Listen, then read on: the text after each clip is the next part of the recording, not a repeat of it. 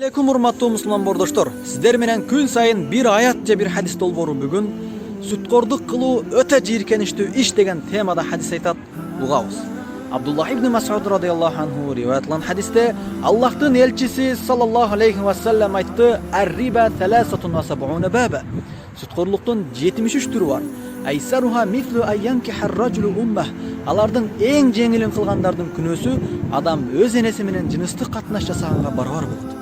Ибн Мажа. Аллах сактасын. Бул хадис сүткорлуктун өтө класс иш экендигин кабар берет.